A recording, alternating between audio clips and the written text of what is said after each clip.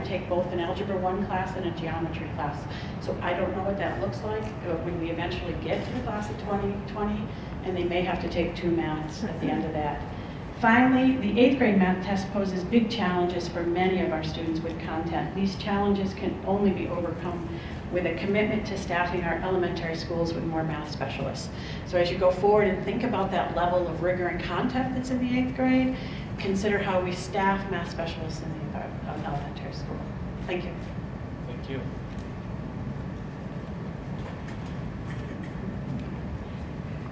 Hello everyone, my name is Ann Steele, and I have experience as a former curriculum coordinator, high school principal, taught in the graduate school at Simmons College for over 10 years, and in the School of Education, so that some of the comments that have been made earlier, I'd like to address a couple of points. And I am very proud to say that I was on the original MCAS committee from 1993 through really 2004, because I also scored the tests and led groups, and I also was a member of a team where we evaluated the MCAS alternate test. So I did want to get a Massachusetts number plate that said MCAS, but I was advised against it. We've got to put a little humor in here. I did take a couple of notes, and I've thought about this very deeply, and my little phrase right now is tweak, although I must admit that tweak is going to be tweak, don't toss. I don't think we should be eliminating the MCAS exams, and I'm not saying that because I committed myself to so many years. And by the way, now I also have been in and out of about 50 schools as a consultant and primarily focusing on issues around testing. I met with several people, and I'm going to read this one comment. How did we go from the premier assessment system in the country, and now PARCC in its infancy says that MCAS is archaic and needs to go? MCAS is the proven, vetted assessment system, and PARCC at this point is a series of flawed tests, and that includes what you have heard today about the technology. School staffs are already trained. Where really many of us are wondering why. Absolutely, it is time to ramp up the MCAS. Yes, our 10th grade long composition could go, let's take Bloom's taxonomy. We can go from describing and explaining to evaluating and persuading.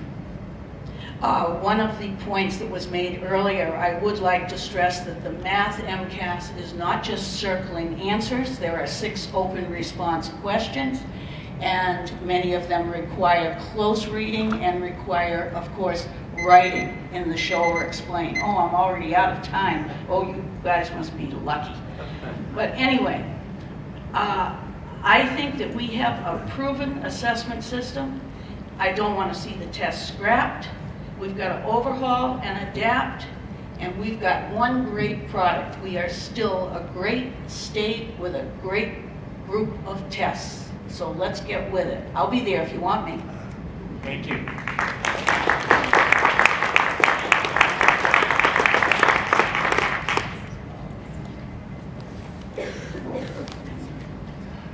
Good afternoon. My name is Patrick Humphreys. I'm a citizen activist, and I'm here to express my concerns with both PARCC and Common Core standards. I fully agree with Governor Baker's comments when he called for these forums.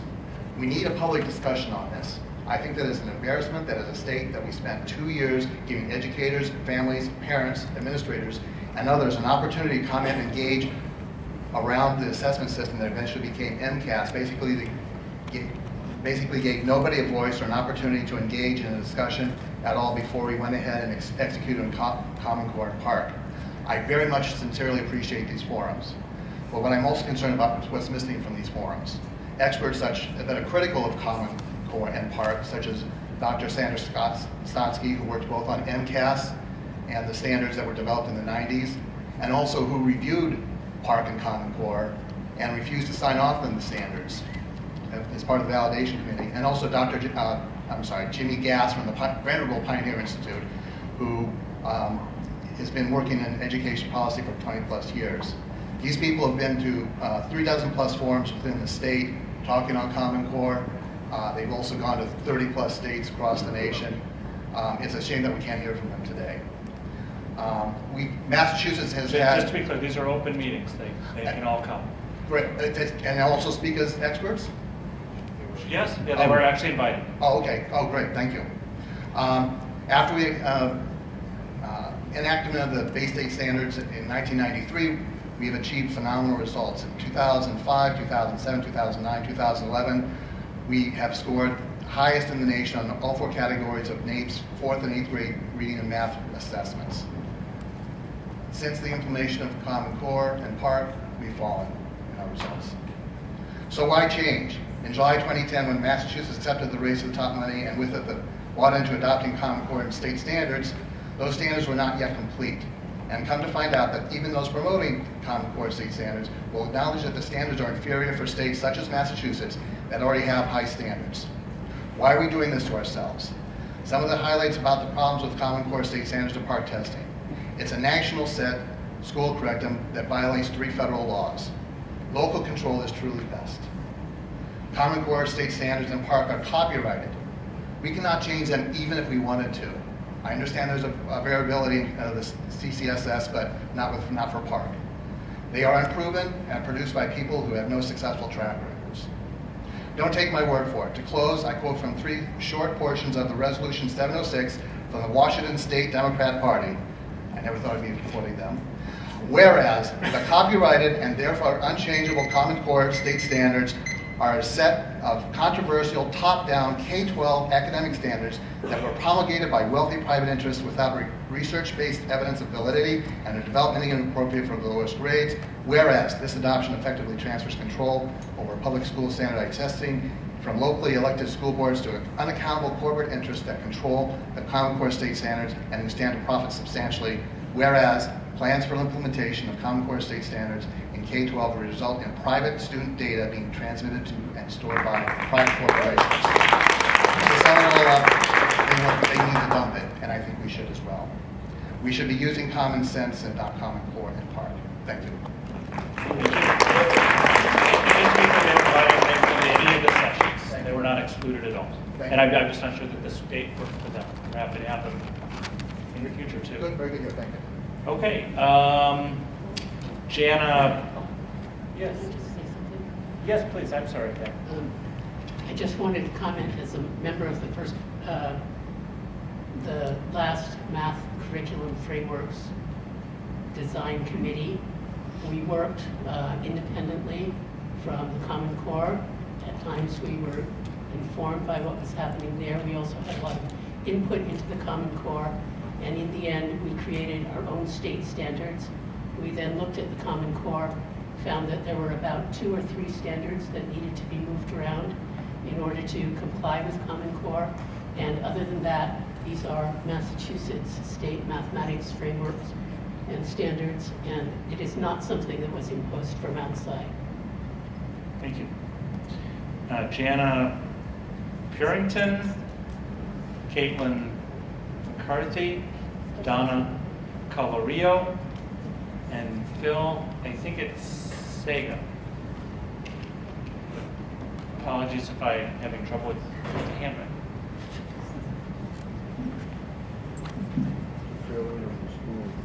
Thank you. Pronounce my name beautifully. It is Jan Purington. I am an educator in 8th grade special education for moderate needs, right, and a co-math teacher for Mohawk Trail Regional District. It's the very rural district way out yonder that most people don't know is in Massachusetts. We have, I know there's the talk about technology and money and forcing districts. We're strapped. We have an aging population paying taxes and not many people. It is rural. It is really, really challenging. This year is going to be very challenging just to pay the basic budgets. So we are lagging in technology. We don't have a tech team. We have a tech guy servicing 6 schools. He's amazing, and I only think he rests 3 hours at night, but I'm not sure about that. So the money is an issue. We are looking at grants and trying to be as current as possible. I personally have ended up with 3 Chromebooks for my special education students. It has been really eye-opening. I love the idea of the online test. I'm a little afraid that the paper test is going to lack that enthusiasm, that energy that the students will show what they know. Time is also an issue.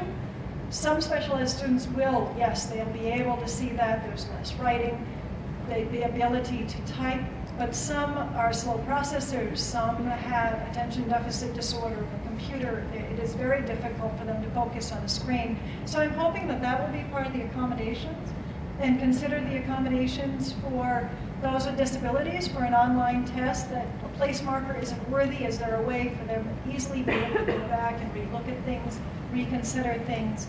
I'm sure there probably are. We did not choose to take the PARCC test, so I'm afraid my experience is not what I'd like it to be.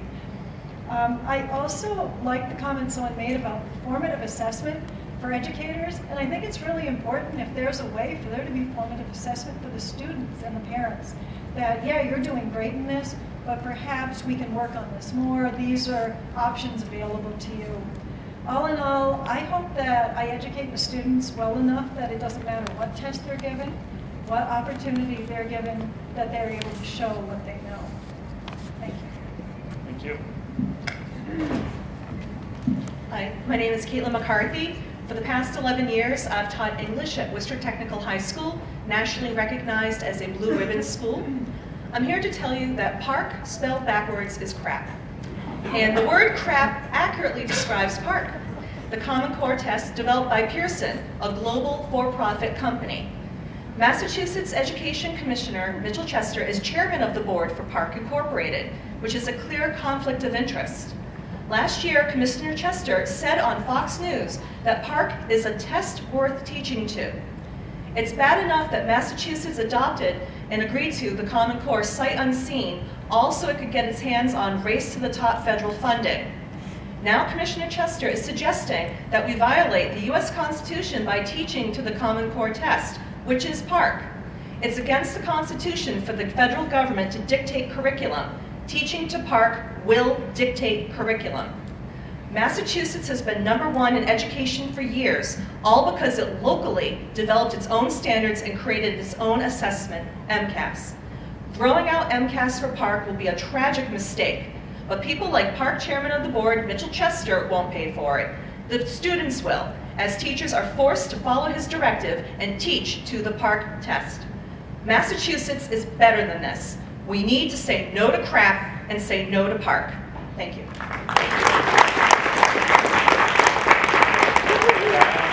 I do think our goal is to hear from people and not respond, but that was very direct, so Mitchell, I appreciate it. Well, my ears are wide open on all of this. There's a lot of nuance and detail to this. I just want to correct one factual thing. There is an organization, nonprofit organization called PARCC Inc. I do not sit on the board of that group. I do chair the 12 state commissioners who oversee the PARCC project. That's a board of commissioners of education for the 12 states. And in that capacity, are you receiving payment from PARCC? No, I'm not. Okay, so you're doing this out of the goodness of your heart. I'm doing this because I think it's got the potential to benefit Massachusetts. So when you travel on behalf of PARCC, you're footing the bill yourself. They are not funding that. Haven't you traveled overseas and spoken on behalf of PARCC? I have not traveled overseas. My to speak on behalf of PARCC, no. All right, my information's incorrect. I'll double check. Also say Mitchell is a full-time employee of the state of Massachusetts, and his service in the capacity that he does these additional things is under our knowledge and jurisdiction, and And we have raised the same questions, and I think he understands that we expect that he's serving the children of the state and serving in this capacity where we think it is beneficial to those children as well. I appreciate that comment. And I'm glad that this misinformation. Grab the mic. I'm sorry. Yeah.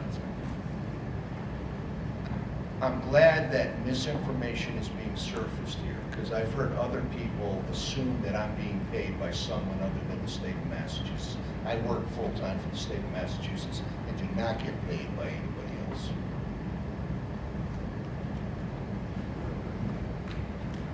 Hi, my name is Donna Calorio. I served on the Worcester School Committee from 2011 to 2013. I've been an adjunct psychology professor at Quinsigamond Community College and an MTA member for the past over 20 years. And most importantly, I am a mother of 3 with my youngest attending a Worcester public school.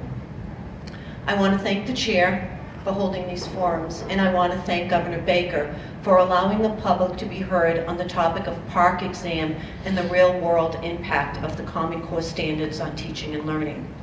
From my professional perspective, Common Core and PARCC are one and the same. Since the Massachusetts Education Reform Act of 1993, Massachusetts has gone from a stagnant state to #1 in the country in education. Since the implementation of the Common Core in 2011, the NAEP, National Assessment of Educational Progress Test, the 4th grade reading scores between 2011 and 2013 dropped 5 points. That was the biggest state drop in the country. What this illustrates is that since we have implemented the Common Core standards, Massachusetts is moving backwards. I'm sorry, I lost my thing. So now we want to attach PARCC to these failed standards. Does this make sense? 2 wrongs don't make a right. PARCC is failed. PARCC started off with 24 states in its consortium, and now it's down to 12. That's a 50% drop in its consumer base. I don't know about you, but would you buy a product that has a track record of failure? PARCC is unproven, as we've heard, untested, as we've heard, and underfunded, as we've heard. I know when I was on the school committee in 2013, our budget was growing. At the same time, our discretionary monies were not. PARCC will be an unfunded mandate. We don't have enough money for the to fund additional teachers, security, and classroom supplies. In order to adhere to the unfunded PARCC requirements such as new computers, expanded broadband, air conditioning in the computer rooms, headsets, and more, we'll have to make choices between the tools we need to educate our students or funding PARCC, a copywritten test that we as teachers, parents, and taxpayers have no control over. Please don't let a handful of special interest groups who have received over $200 million in Gates money, the Fordham Institute, Achieve Inc., Massachusetts Business Alliance for Education, Teach Plus, and Stand for Children influence you. This will be one of the biggest decisions that you'll make in your professional career. I ask you to stay with our highly successful MCAS and say no to PARCC. Thank you.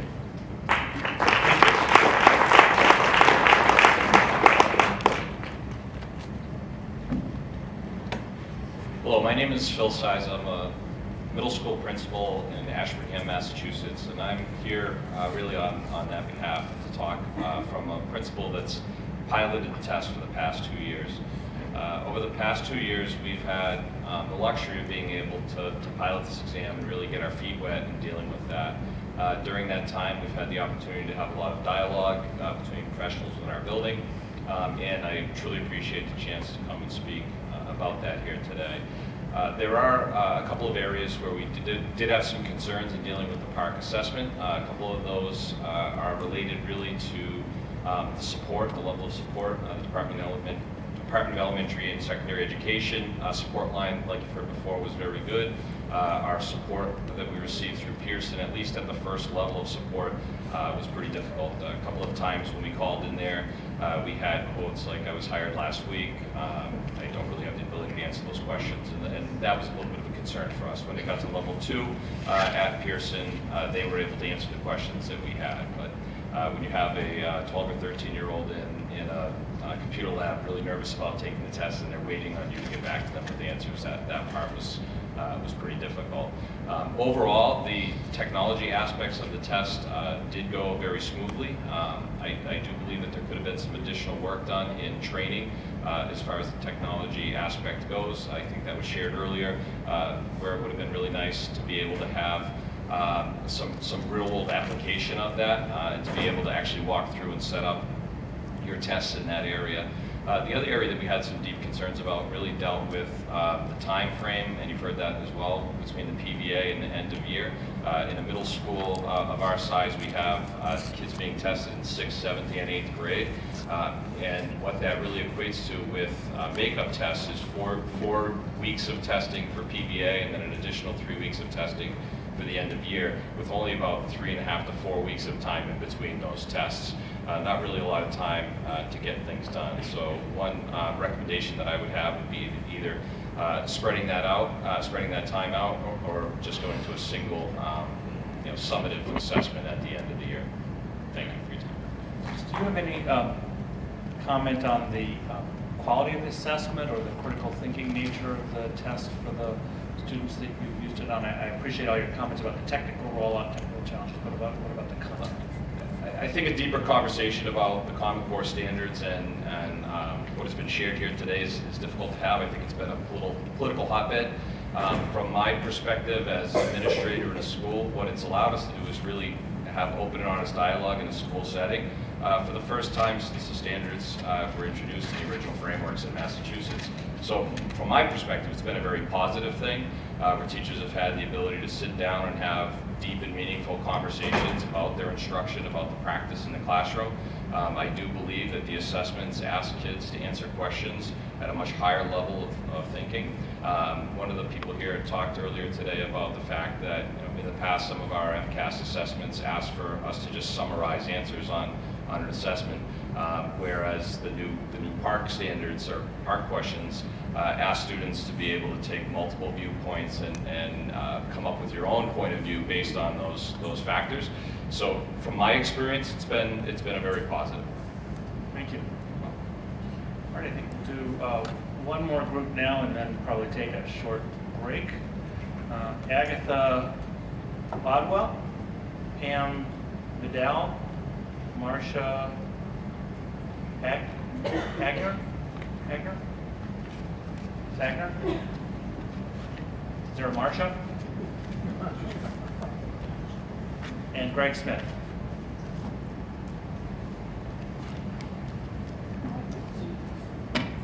Agatha, Pam, Greg, no Marcia? You're Marcia. So who did I make this? No, don't do that. Don't put them there. We lost Pam. No Pam. Okay. Never mind, Pam. Okay. Then how about Jerry Mraz? Okay.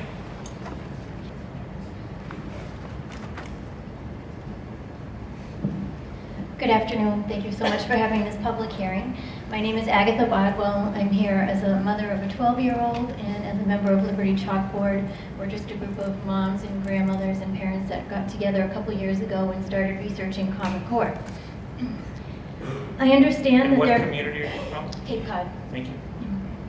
I understand that there may be some problems with the MCAS not predicting college readiness, but I am fully confident that we can fix this in-house. Massachusetts educators, parents, and elected officials were able to bring Massachusetts to the very top of all the states in the nation before the race to the top was ever conceived.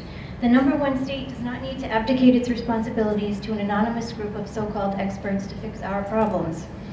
PARCC is a DC organization made up of individuals who are not elected by Massachusetts voters, not appointed by Massachusetts officials, and have no accountability to Massachusetts teachers or parents. Though PARCC has received federal funds, they are not an official government agency and are not subject to the Freedom of Information Act. If you vote for PARCC, the rest of the state will take it as a vote of no confidence for our own Massachusetts educators.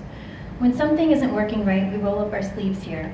We shouldn't throw our hands up in the air and give in to the federal government or the Gates Foundation, who want to provide their own fix, which is clearly a step backwards for Massachusetts. I believe we have more intellectual capital in this state than the rest of the country combined. I may be biased, but we have no control of PARCC. We have total control of MCAS. I respectfully ask the board members to vote to keep MCAS. Thank you.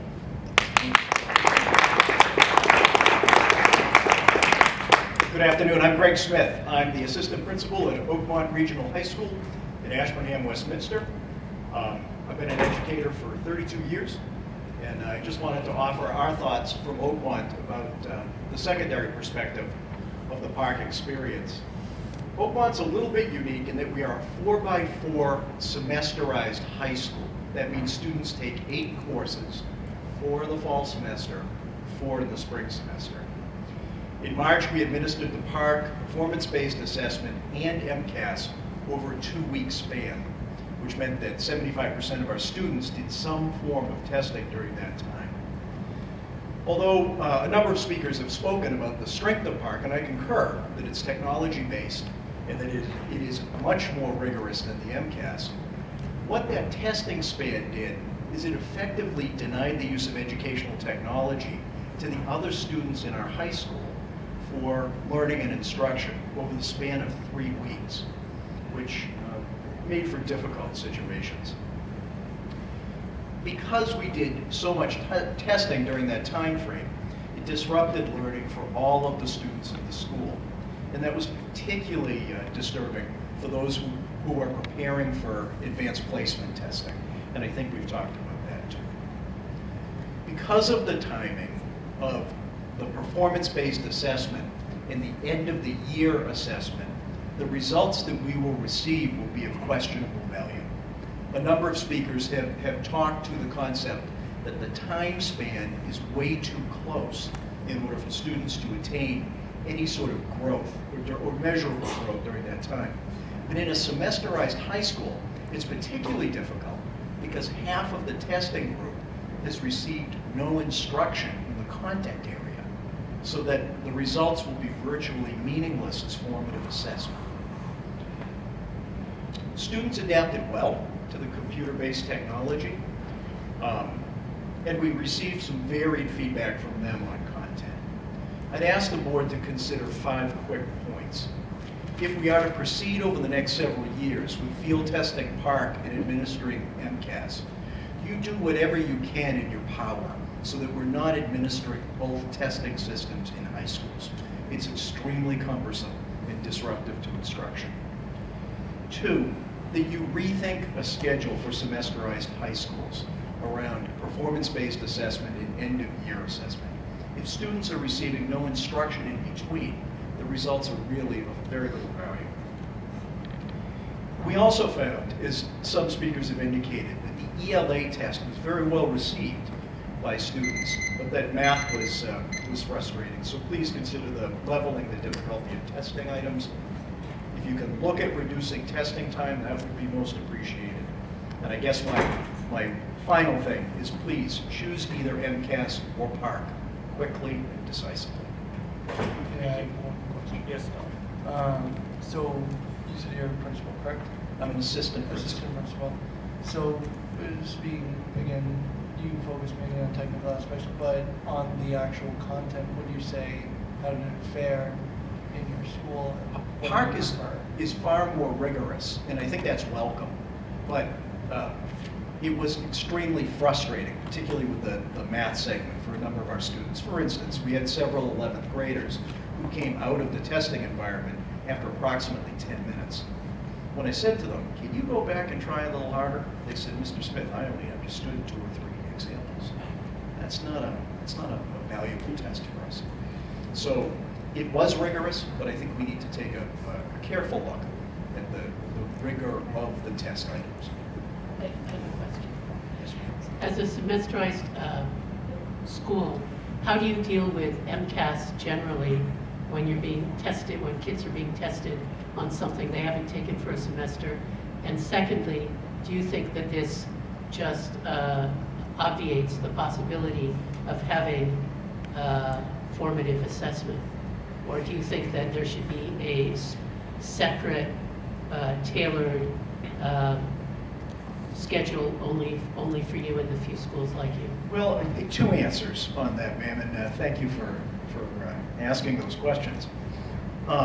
You've already voted on, for instance, the biology MCAS being administered at 2 different times of the year. That works very well for us, so that we're able to test students on content that they've recently received instruction on. When we look at summative assessments like the English Language Arts and the math assessments, for students who haven't been involved in instruction recently, we provide tutorial and test prep services for them so that we can refresh their skills and that they can be successful on those. I think the problem is that the PBA, performance-based assessment, is essentially formative. And that's a great idea, but it doesn't yield effective results if the summative is given before there's been any instructional intervention between the formative assessment and the summative. No, I understand that. I was asking what's your proposed solution? My solution would be that there be a variable testing schedule. Clarification, Mr. Commissioner. Mike? Thank you. I believe that for schools on the 4x4 block, there is a first block semester assessment available. Does that ring true? Not that I'm aware of. If you are, Mr. Commissioner, I'd love that information. I'll look into that. I believe that's the case. Mr. Chairman, one quick question. Yes, please. So you talked about the 11th grade math student being frustrated or not being able to answer the questions. Was that because they were too hard, or the content was just material that he'd never seen? I think both, Okay. Mr. Secretary. I think that's the issue is I guess I would ask for an examination of the content. Okay. Thank you. Thank you.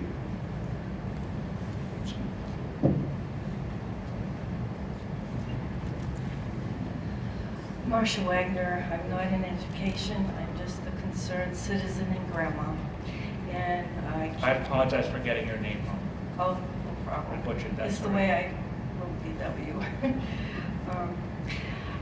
I've been vigilantly observant of all the situation and have close relatives in New York. And as you know, New York is, 3 years or so more invested in Common Core than the state of Massachusetts. And the relative has been a tutor from kindergarten to high school for 30 years. And what she's observing with her grandchildren is pretty earth-shaking. I heard about national levels today. Her granddaughter just underwent PARCC testing. The teacher walked up and down the classroom, noted what test scores were incorrect, told the kiddos to correct them. So how do we know those standards? And also, all their grades are being curved. If all the children are getting, say, a 60 average, then it's curved up to 80 or 90. And because PARCC and Common Core are linked, I lost my train of thought here. Of course, those standards will test higher than MCAS. Like someone said, we're teaching to PARCC. Common Core teaches to PARCC, really. So there was a pilot program in Massachusetts to test PARCC against MCAS. Well, if you're teaching Common Core, of course it's going to relate to PARCC. So I'm just worried. I know the children who are studying in New York are constantly being tested at a very fast rate. They're not retaining what they're learning. They're just studying quickly for their tests, and then they're just not retaining anything. And again, like I said, the teacher was telling them to correct the answers so their test scores would reflect, I guess, a good standard with the teacher and then with Common Core as a whole. So observing this is all a very big concern. So I think Mitchell should correct the record on a couple of points, but we appreciate your concern. Yeah, your concerns are, I do appreciate it. Again, I'm glad that there's a lot of information, some of it accurate, some of it not accurate. New York is not giving the PARCC test. Whatever test that relates to their Common Core.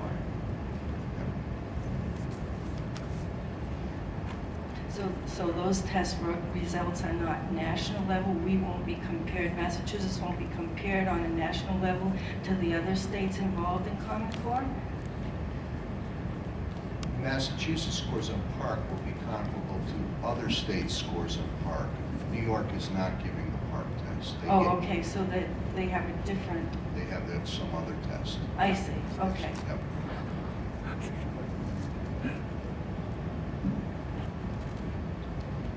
I am Jerry Rose. In making policy decisions, it's important to reflect that the decision you make... Could you tell us what town you're from? Are you an educator or a parent? I'm a parent from Melrose. Thank you. In making policy decisions, it's important to recognize that the decisions you make will persist for maybe 20 years. You don't get that many times to make change like this, and when you do, you have to make it right. MCAS, in my view, is obsolete. It was designed, the concept, 20 years ago. It served its function well. If we tweaked MCAS with the best experts in the country trying to figure out how to match, a test to a curriculum sequence, we'd end up with something that looks a lot like PARCC. The questions in PARCC I don't have a problem with. A lot of the issues that people raise, to me, are logistical and process issues, which over time will iron out. And again, if you think of a 20-year time frame, we'll be able to correct some of these issues and make things flow better as time goes on. My biggest concern with PARCC is that PARCC is still framed as a grade level assessment system. It doesn't have a high ceiling and it doesn't have a low floor. I sat at a meeting at Cambridge Rinch and Latin about exactly a year ago, talking about PARCC with educators, and the thing that came out at that meeting most clearly was that educators were frustrated that the growth that they engendered in their students who might have been behind the grade level, wasn't reflected in the students' assessments that they would take at the end of the year. So a fourth grade teacher who had children coming to her with second grade achievement, she did amazing things for that child, but they still did miserably in the fourth grade assessment. It's the 10,000 questions or so in the PARCC database can easily be made open in an adaptive system, so that we can actually measure the actual achievement of a student along the various learning strands every year, and we can actually from that observe directly the growth of each student.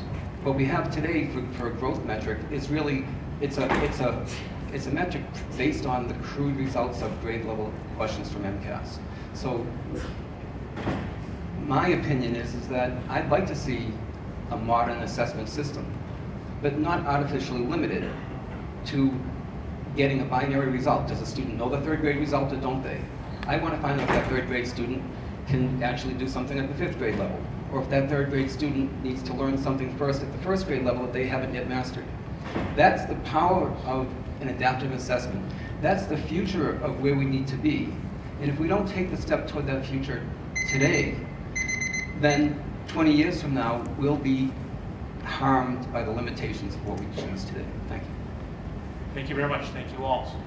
All right, I think we are on time, and judging by the number, we will hear from everyone who has heard from today. So why don't we take about a 10-minute break and come back a couple minutes before 5 o'clock.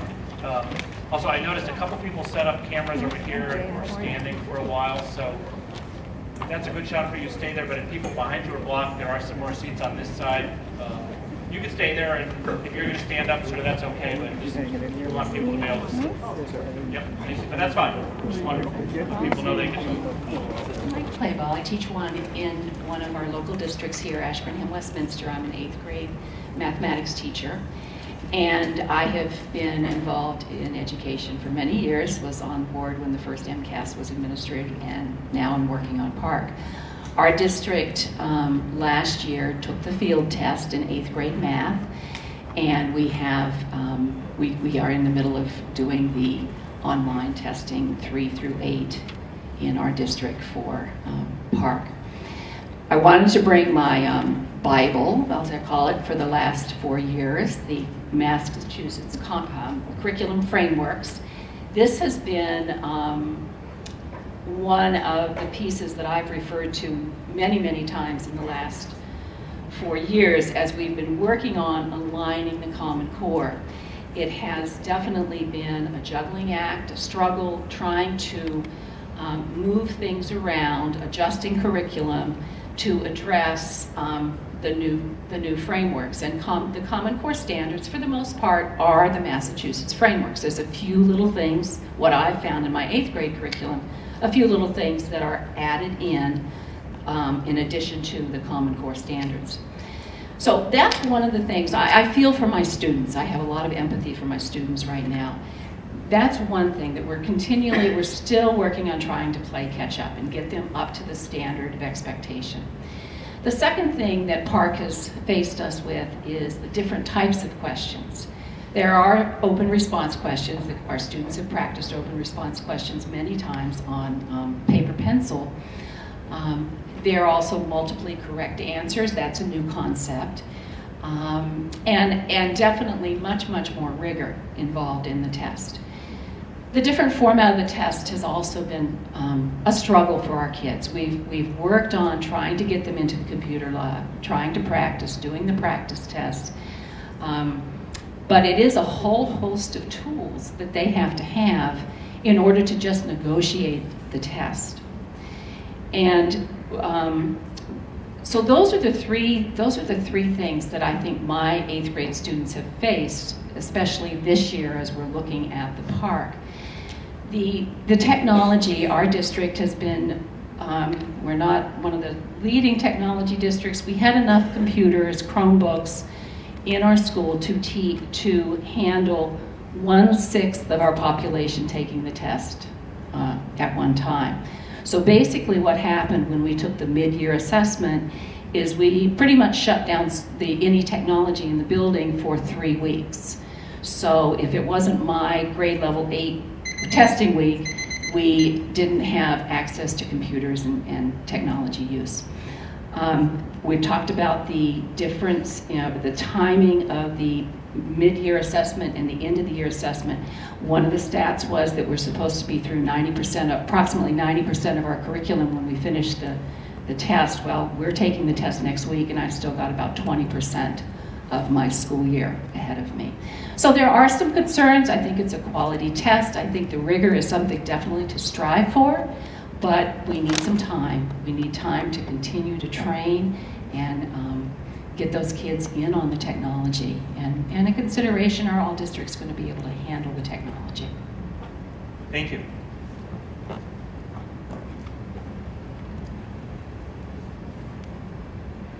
Good afternoon. I'm Bill Welch from Waltham. I think you have to lean in. You can pick it up if you want. How's that? That's good. So I'm Bill Wilt, W-I-L-T, from Waltham. I got my 3 degrees in the state next door, New York, and an OJT, PFC degree in ballistic weapons of mass destruction in Vietnam. And I want to address what I take to be a signal failure in content in Massachusetts and other schools, and that is knowledge of the Constitution.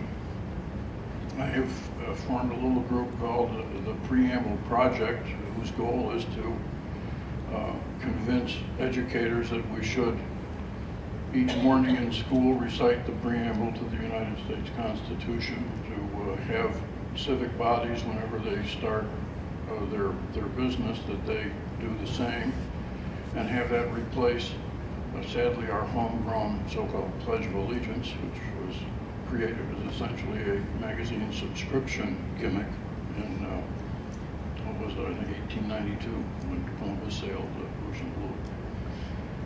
And as a way of demonstrating this lack of understanding the Constitution, I suppose every one of you on the panel could serve as a test demonstration, and that if I were to wager that none of you could recite the preamble, would I lose my wager? Maybe you recite the preamble. We can get started. What? We could get started. You could get started. I know, there's that we part. But the fumbling would use all of your time. It's only 54 words. It's really amazing. But that's the point I wish to make, and thank you for listening. Thank you. I would just say as an aside, although it's not on point necessarily of this hearing, but my colleague, the assistant chairman, had to leave at this point, but he is working on the question of civics, which is broader than the Constitution, but the challenge of civics in our schools, which is something that concerns the board. And so if you have more thoughts or would like to do follow-up, I would recommend that you approach David or email David Roach, because it's an issue we're concerned about, and he's been tasked with working on that very directly.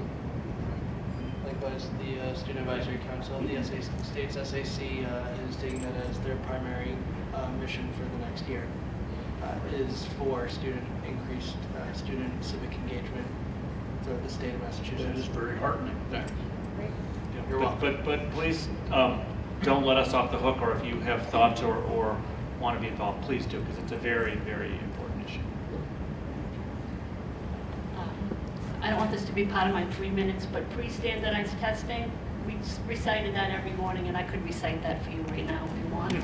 But anyways, good, I can. Then we make you our proxy. But yeah. Thank you for this opportunity. I am a 4th grade teacher. Are you Mary or Camille? Mary Cleary. Thank you.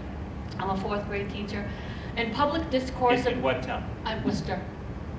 Thank you. Burncoat Junior High, preamble to the Constitution. Public discourse about the national standards in the PARCC tends to be generic across the K-12 spectrum, which I don't think allows a view toward how PARCC is affecting real 4th graders.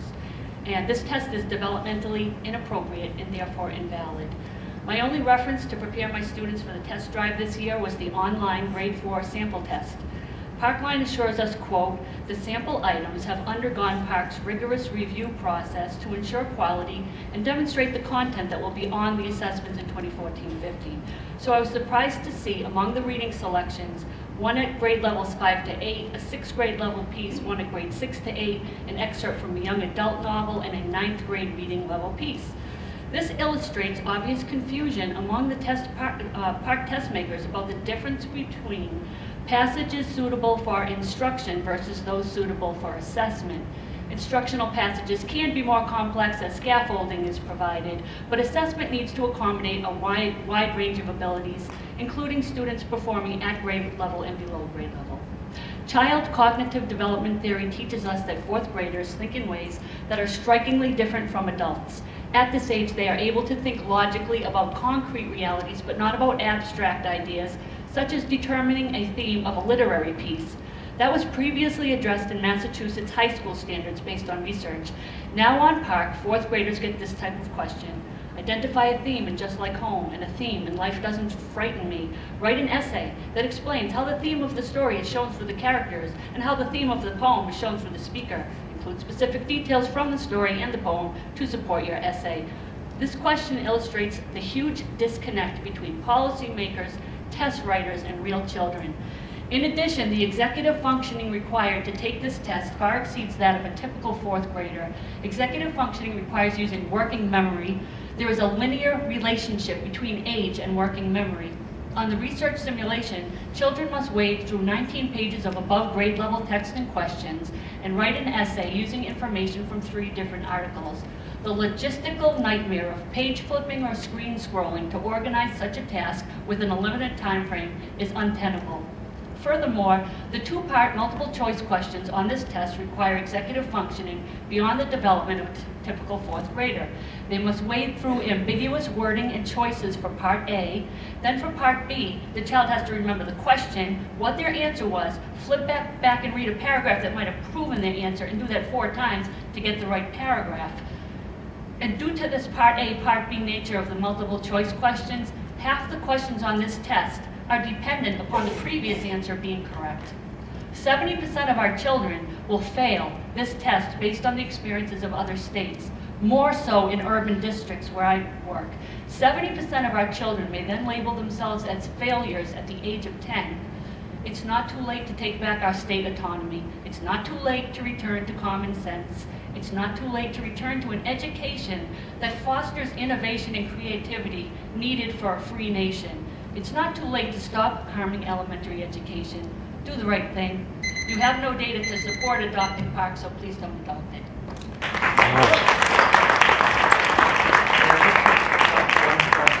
Did you administer it on paper or On paper, yes. On paper, okay. Thank you. Yeah. Thank you.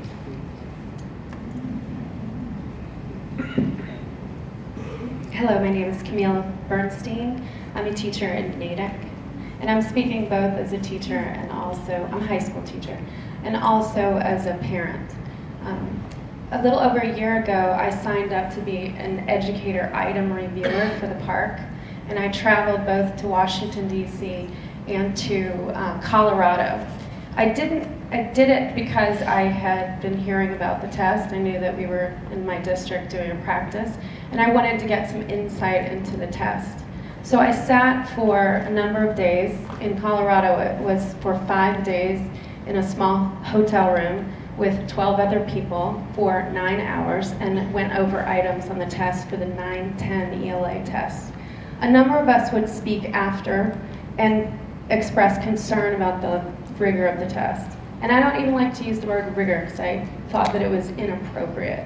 And when we raised issues about the ambiguity of some of the questions and some of the answers, we were met with our group leader who helped create the test.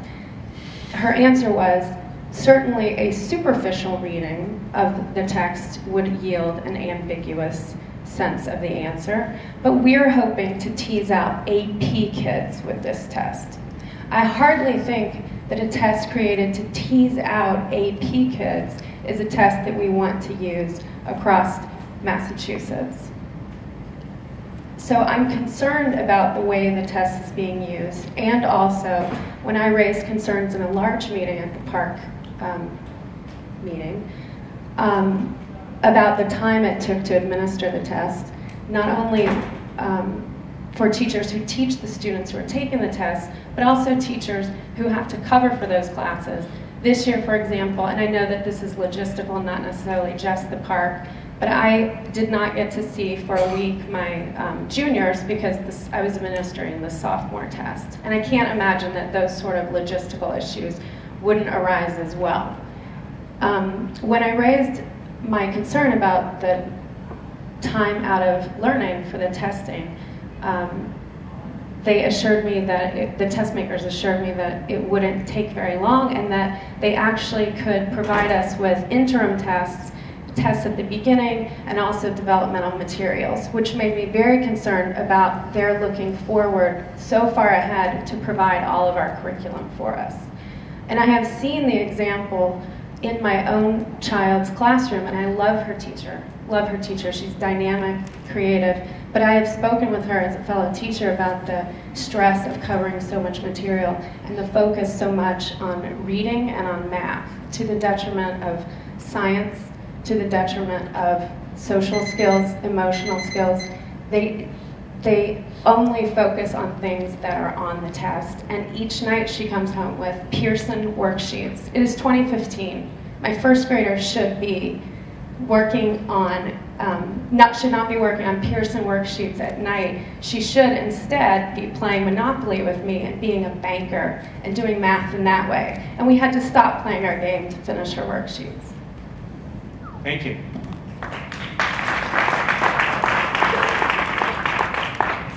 Bart and Bruce. Rachel and Florida. Eileen Spinney.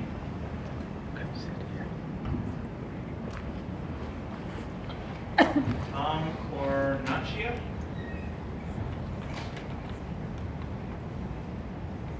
Who did we not get? Eileen?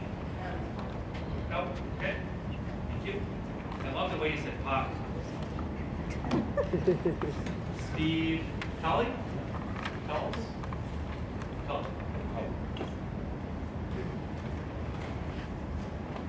You have the mic? Just tell us who you are.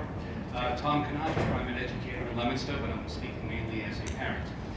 Good afternoon. Thank you for holding this public forum. I would like to start by asking the panel a question. Which two constitutional freedoms would you remove from the Bill of Rights? This question was part of an assignment given to 6th graders in Bryan, Arkansas, as part of the Common Core initiative. This so-called history lesson poses the scenario where the Bill of Rights has been deemed outdated and the only way to fix it is to restrict our personal liberties. If that question was a bit challenging, then let me bring it down to a 3rd grade level from the state of Wisconsin. Are you ready? Here it is. How is the state like a family, but better? I hope we can agree that this question is absurd for 3rd graders to even consider. Like many parents, I am opposed to the Common Core and resulting PARCC test. My opposition starts with the adoption and implementation of the Common Core. Before 2012, the public had very little knowledge about the Common Core, but then, as inquisitive parents do, we started to do our research. We learned that the Common Core was the brainchild of the National Governors Association and the Chief Council of School State Officers, financed by a $200 million gift from the Gates Foundation.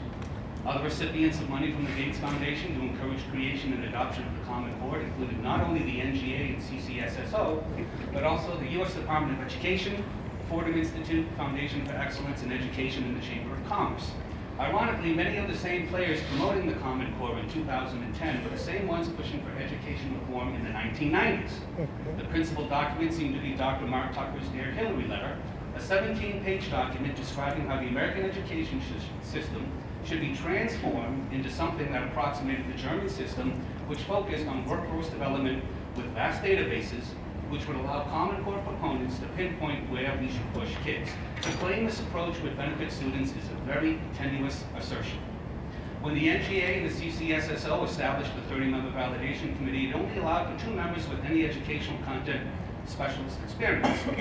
One was 45-year Stanford mathematics professor, Dr. Jim Milgram. The other one was Dr. Sandra Stotsky, English professor and Senior Associate Commissioner of Education for Massachusetts. All 30 members of the validation committee had to sign confidentiality agreements saying that they would not discuss their work on the Common Core standards. Additionally, the validation committee meetings were not subjected to sunshine laws, held behind closed doors, away from the public. When Professors Milgram and Stotsky and 3 others refused to sign their approval of the Common Core, they were expunged from the record. That's right, their involvement and concerns magically disappeared. There was no minority report or acknowledgement of dissent. Congratulations, the 30-member validation committee has unanimously approved the Common Core standards 25-0. Only in Washington, D.C., right? When Secretary of State Arne Duncan announced the competitive grant program known as Race to the Top as part of the economic stimulus package of 2008-2009, he essentially held the money back out in front of the states when announcing that states could now apply for their portion. I'm going to digress and go to the part of the portion. As the dad of twin boys, it pains me to see my son struggle in school, particularly with math. The Common Core line textbook, be it yesterday's investigations, today's big ideas, or tomorrow's Engage New York, or lacking in clarity, provide several different ways to arrive at the same answer, are confusing to read and follow. It troubles me when I watch my boys from the doorway trembling in frustration, tears running down their face, sometimes muttering to themselves, "I'm stupid." Education used to bring smiles, instill confidence, turn a spark of interest into a passion, create true lifelong learners who define success on their terms and in their own lives. Follow the 10th Amendment of the Constitution, which states education should fall under the jurisdiction of the states and localities and the Common Core, in part now, return education to states, cities, and parents. Thank you. All right. If you felt you left out some of what you want to say, you can have it. No, but send it to us in writing. You can also submit material to the board that way. I appreciate that. Yeah, please do. Thank you. My name is Steve Tully. I've been a teacher for 24 years in science, math, and tech engineering for grades 9 through 12. I currently teach at Shirley Regional High School, and I'm the president of our local MTA local union. I'd like to speak about students and parents and educators being all tested out throughout all these testing that they've been doing with MCAS and PARCC. Not to mention our classroom exams that we have, final exams, AP. I'd like to see the board go to direct their resources towards a school to career program. This kind of program would connect the students with the teacher and not make the student just be a number. I've seen students' interest spark as they go and enter a career field of their choice. They got that background and exposure in high school and middle school and even in elementary school. You may not think of that at that early age, but there are a lot of kids that see their parents, they see their relatives and so on, and their teachers as role models. Knowing what you don't want to do after high school, being exposed to these programs, is just as important as knowing what you do want to do, so you don't waste a lot of time and money at college. If you really want to look at being ready for the four-year college, you need to take a look at how these programs have helped students. I've done some research on my own, being a school to career coordinator over the years, in the late 90s and early 2000s.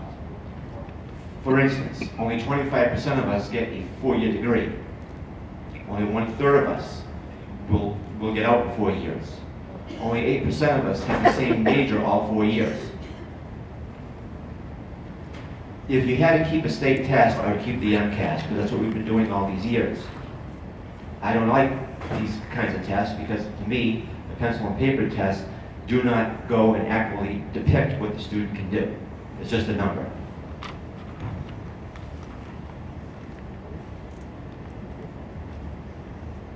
Thank you. Thank you for giving me this opportunity to speak. My name is Rachel Ann Worden, and I am from Cambridge. And I'm here because I'm very concerned about the education and, I have to say, indoctrination of the children. I start by saying that Pearson and Common Core is an English company, and I don't understand how the English get to being in charge of our educating our children. This looks like relinquishing local control of educating our children to foreigners, specifically the English, with whom we fought the Revolutionary War and then again the 1812 War. Relinquishing to the English is beyond federal centralization. It is relinquishing to the globalization, centralizing globalization. This can leave us with no authority for our children, and it is we who have a true commitment to our children's welfare. It will be us with care for our children and no authority. The English will have the control and less than a true commitment for our children's welfare. It will be a reassertion of the sun never sets on the British Empire, with the USA being one of the many nations subordinate to the English will. Power. The English have been a great power, and power is not inclined to relinquish power. When injured, power withdraws, regroups, re-strategizes, and then goes forward again. We should remember that liberty is taken, not given. Are we to take our liberty, or are we going to permit the federal government and the English to take our liberty? I can assure you that there is an agenda behind Common Core. I'm certain of this as I am of English descent. Also, I did a lot of reading and researching on the subject, and I can't really say accurately what I read in terms of the effects on the children, but it seems as though math is being relativized, so that if you could explain how 5 plus 2 equals 6, you'll get a plus somehow. And then I read about teachers talking about some kind of training in which they were advised to reading the Lincoln Gettysburg Address, to read it deadpan with no feeling or gusto or light force flowing. So that's about all. That's about it for now for me, except that I did a lot of reading on a website called Arizona Against Common Core, in which they go into a lot of detail.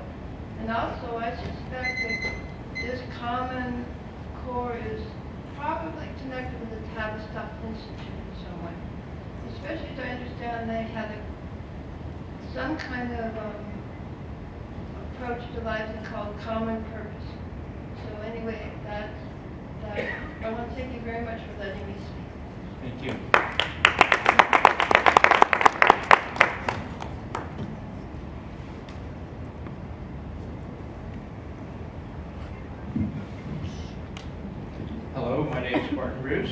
I'm a parent, although my children are out of K-12 school many years ago. I live in Arlington. I'll just briefly give a little bit of tidbits why I'm a little bit cynical, show why I'm a bit cynical about government agencies and education systems and things. In the early 60s, I worked for a Ford Foundation-funded Harvard Graduate School of Education Managed research project. We were very visible, those needs, NEEDS. Our guinea pig schools, although they weren't called that, were things like Arlington and Weston, well-selected schools. And by the near November, I was the staff member among everybody who was concerned, which was most all of the staff, that something had to be done. So I went to the chairman of the board of directors, who was an ed school professor, complaining about the project administrator, who was of course an PhD, but also former deputy commissioner of education from one of the other Northern states. And we were concerned about, I won't go into the ethics or morality or some of the other things going on, but we needed more memory for a large room-sized computer. We had 8K, we needed more. Most of our other compatriots around the countryside had 1.42 or 4K, and we needed more that could be maxed at 16. And they were jealous, but we really needed more, and it was vast amounts of money being spent totally inappropriately or disappearing from the budget, and we couldn't get more memory. And we weren't trying to get the guy fired, we were trying to get appropriate supervision. The heavy cover-up that followed resulted in, within 2 weeks, the entire R&D staff resigning in discussion protest, and that entire software company was going for 30 years in the 90s. But anyway, I had two children went through R&D school, both very bright, both honor society, but one of them was totally left helpless by a well-intentioned but feckless special needs department. We paid good money when my wife found an absolutely superlative teacher who was moonlighting. She was normally special needs for Weston, and she saw private customers in her home in Watertown while she worked for a PhD at Harvard. And she saved his life, and he made it through Stanford with no problem after that. But the edu industry is not perfect at all. And Rachel mentioned Common Purpose. It's an English group that had everything from House of Commons members, police chiefs, mayors in towns, hookers on the street, local priests, ministers, whatever else. They would go off to weekend training classes. They were also taking in carefully selected 12 to 14-year-old kids to groom them for future leadership things. Neurolinguistic programming, NLP, heavy-duty indoctrination classes over the weekend would sometimes have some poor person coming back and having to be institutionalized in the local funny farm because they couldn't deal with it.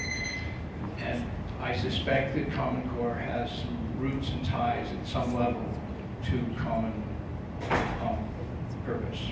And it needs to be, if you guys are unaware of it, you need to look, and if you are aware of it, shame on you. I assume I can say more at one of your other meetings around the state. You're welcome at any time. I just heard about this a day or two ago, and I didn't get much chance to you'd be welcome at any time. Do research. I was also VP of Technology for an ISP that serviced lots and lots of schools, and we once gave dial-up service at the price of what would normally be 1 month. We were doing it for a year, and the money didn't go to us. This were all the K-12 teachers in Massachusetts years ago. The money went to the subcontractors who did the 800 24/7 tech support for all the teachers who back then had no idea what the internet was. And lots more. Okay, so you're welcome to do that or to submit testimony if you'd like to. If you don't want to come to another one of the public meetings. Welcome to come. Good, thank you. Thank you. Meg O'Hearn Curran.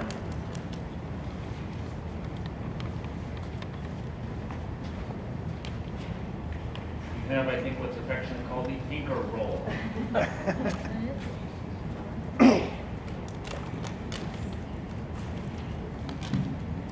Thank you. I'm a principal in Leominster of a K-5 school, approximately 700 children.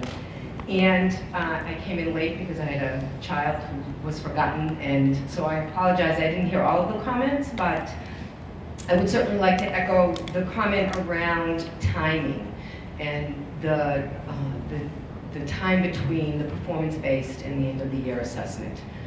It is a very short time. We've just come off giving the paper-based assessment, And it causes a significant level of disruption in the school.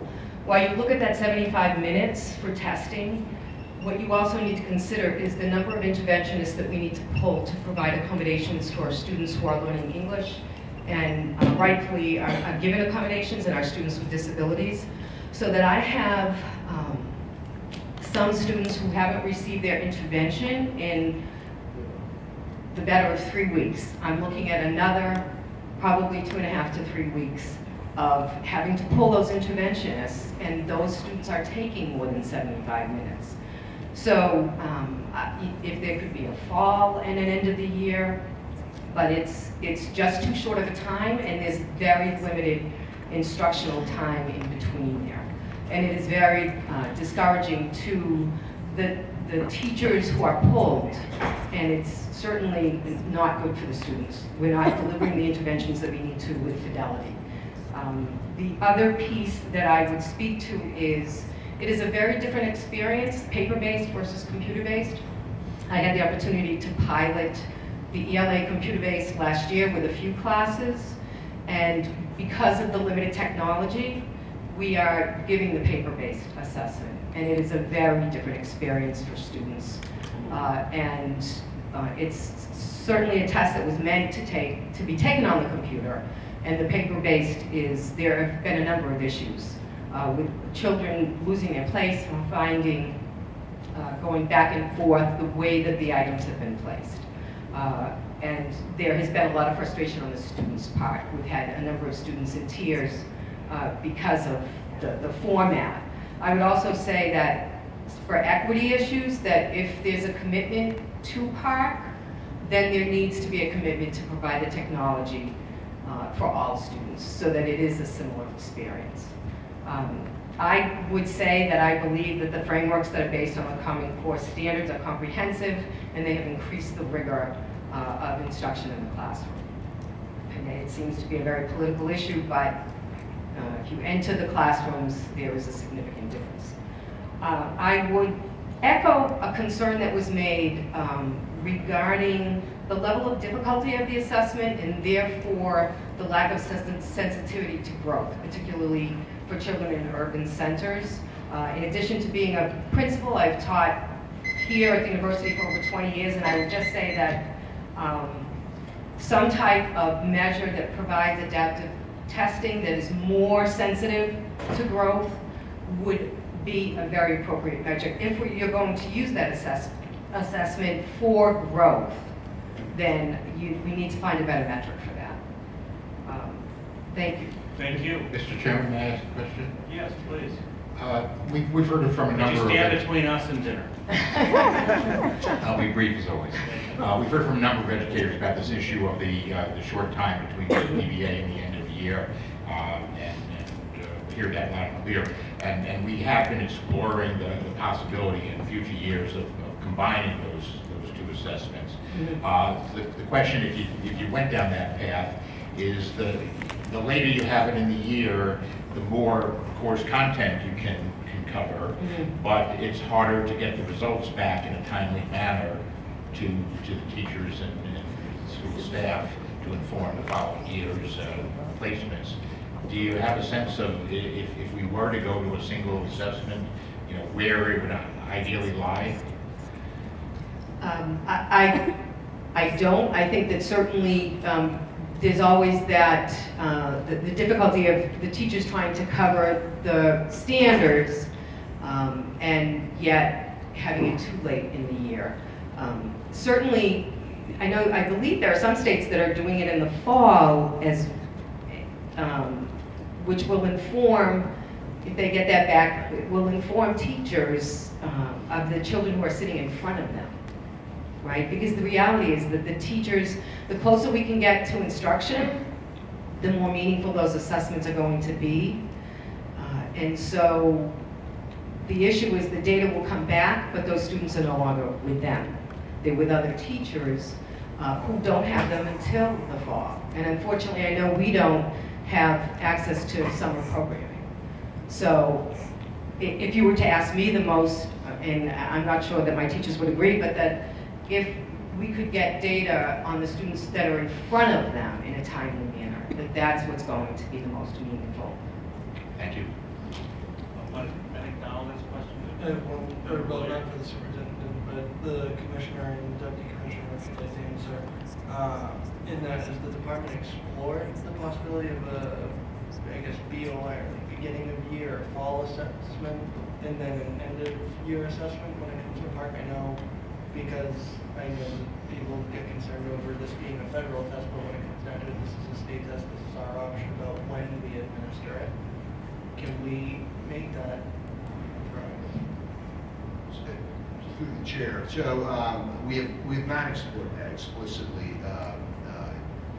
I will say, having worked in several states, I worked in a state that tests in fall. I worked in states that have fall and spring testing. There is no ideal time for testing.